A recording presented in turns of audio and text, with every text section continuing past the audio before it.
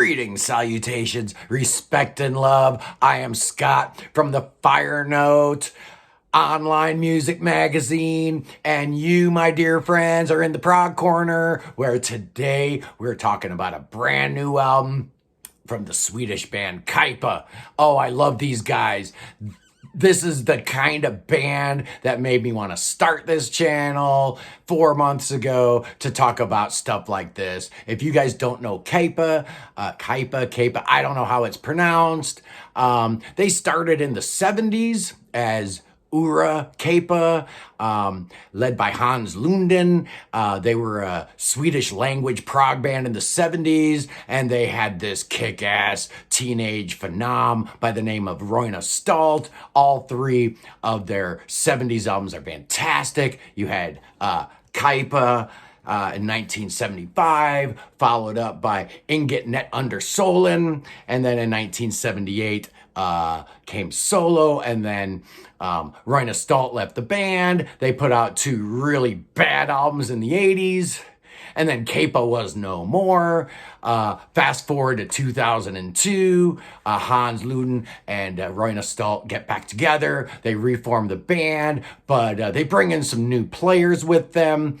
So you got Hans Luden on keyboards. He's no longer singing. He was the lead vocalist back in the 70s. So they've got two lead singers now. The great Alina Gibson, who was on some kind of like Swedish American Idol or whatever. Her voice is incredible.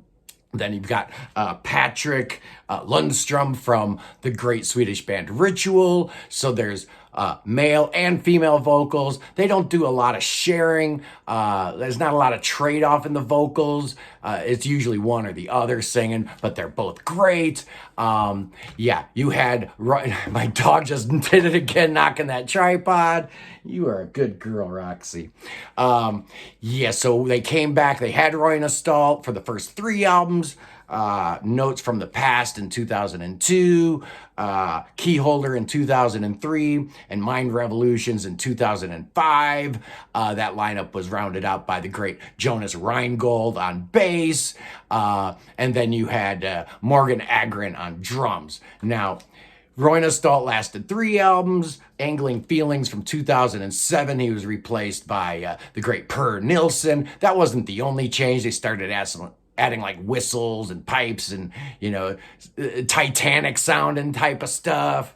2010, they released probably their best album in the wake of Evolution, followed by Vitjar in 2012, Satig, right over there, yeah. Great album in 2014. And then Children of the Sounds in 2017, which was a very good album. I really like that a lot. But today we're talking about the brand new one from 2022. It's called Urskog, which I guess translates in Swedish to primitive or virgin forest. So this album is perfect for a snowy day. It's a snowy Monday in April here in Ohio. It doesn't make any sense, but this album does. It starts out with the cold, chilly realities. It's kind of like a cycle of songs relating to the seasons. So yeah, I figured I had to review this today. There is a lineup change here though. They've had a very stable lineup through all these albums we talked about. They have a brand new drummer. Morgan Agren is no longer in the band, and I was really bummed out about that because he is phenomenal. He is such a great drummer, but they got Darby Todd to replace him. This is the guy who's been playing with Martin Barr, but I first came to know him through his work on the new Frost album, where he plays three songs. Yeah, Kill the Orchestra. If you don't know his work, check out that new Frost album. This guy's incredible. He's a little heavier drummer, hits him a little bit harder than Morgan, so it's a slightly more rockin' type of rhythm section here. But he's also very similar to Morgan in that he does a lot of the same type of tripping over your feet kind of rhythms. Like, he's off the beat, but he's really never off the beat because the guy's a beast. And it just sounds that way because he's playing with your mind. There's all that kind of cool drumming going on this album. And I really enjoy this. So where does it stack up in the Kaipa discography? Well, let's talk about the album and then we'll come to some kind of a conclusion on that. It begins with the first first epic called In the Frozen Dead of Night. And honestly, this is a song that Patrick sings primarily throughout. And honestly, I don't love it. It's an 18-minute track. It should be right in my wheelhouse. It's got a lot of really cool sections to it, but somehow the themes just aren't super memorable for me. And at that point, I was a little bummed out. I'm thinking, oh man, that is just not the best way to start an album. A song that I don't really feel anything about. The second song is In a World of Pines. Alina takes lead vocals on this. It's a better song. The themes are a little bit more memorable. But again, some of these melodies I've heard before.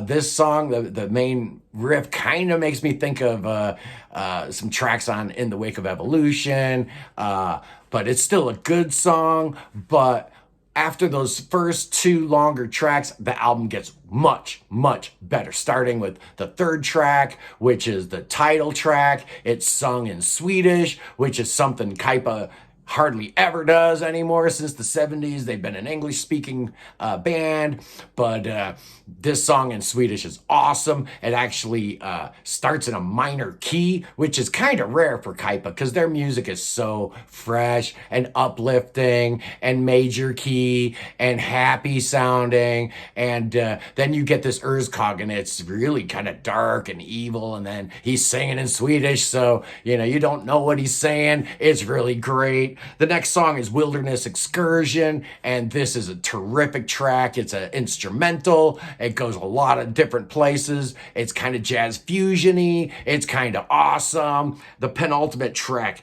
In the Wastelands of My Mind, is the catchiest song on here. It's got violin, which is a very rare thing on a Kaipa album. I think they've only had a violin on one other track their entire career, but it's perfect. It makes it sound a little like Kansas, and it drives that fantastic melody home. But it's the final track that really got my juices flowing. The Bitter Setting Sun. It starts out like just a great Kaipa song, and then about halfway through it shifts gear and it gets slower, and a really good groove kicks in, and then out of nowhere this saxophone comes in, and it's like, what? There's never been a sax in any Kaipa song. I think they had a trumpet and a trombone on Notes from the Past on that Morganism song. But this is the first real song with that sax going, and I love it. What is going on? All these saxophones in Prog, and I'm just digging it. From the Flower Kings and JPL, everybody's throwing saxophones. That Capricorn's Constant album with David Jackson sax all over it. Yeah, this might be the year of the sax. I am all into it. This new Kaipa album is very, very good. Where does it sit in their illustrious discography? Well, like I said, I had a couple of issues with the first two tracks, which is nothing new with Kaipa. Their albums are usually not uniformly great all the way through. They're a little up and down. Even their better albums usually have a track or two that kind of take me away. But this one here, it's difficult because it's the very first song and it's the longest song. So I got to take a couple points away from this thing. I hate to do it because I love Kaipa. I think they're absolutely amazing. Hans Luden never met a chord change he doesn't like. This guy changes chords every 2.5 seconds in every song. It's incredible. Per Nilsson made my top 25 prog guitar players. Jonas Reingold on bass. This band is just incredible. They're fantastic, but this album might be a slight letdown. So where am I gonna rank this thing? How does this thing fall? Well, I still like it. It's a really good album. I'm giving it 4 headphones. And just like most Kaipa albums, I actually do tend to like more after I listen to them. I've had this thing for a couple of weeks now, and I've probably listened to it 20 times. It's a good record. It's not their best album, though. It's not. Darby Todd adds a whole new energy. I'm really excited to have him in the band. But maybe some of these songs just aren't quite as strong as some of the other stuff. I hate to say it. So my score is going to be 4 headphones. I love Kaipa. I love this album. I wish these guys would play live. They've never played a live gig. Roy Stolt came up with another version of Kaipa after he left the band in 2016. He put out an album called, the band was called Kaipa de Capo, and the album was Darkskapens Monotony, which was sung in Swedish and kind of harkened back to the old Kaipa. But this band is just incredible. I love them. If you haven't checked them out, they're on Inside Out Records. If you buy the vinyl, you get the CD for free, which I love how they do that. Inside Out is just an amazing label. It seems like every time I'm doing an album review, it's on that label. So it's getting a little tired. Come on, Case Cub. Come on, Cuneiform. Step up your game. Let's release some great prog so I can talk about something that's not on Thomas Weaver's label, okay, y'all? Anyway, yeah, Kaipa, Urskog, 4 headphones, great album. Check it out. If you don't already know them, it's actually a very good entry point for the band. It's very representational of what they do, and it's solid. It's a rock solid record. 4 headphones ain't a bad score. You know, I'm never going to diss these guys. They're amazing. Anyway, that's it. I'm Scott from the Fire Note, and you, my friends, here in the Prog Corner with me. I love you guys. Have a great day, and we'll see you guys soon.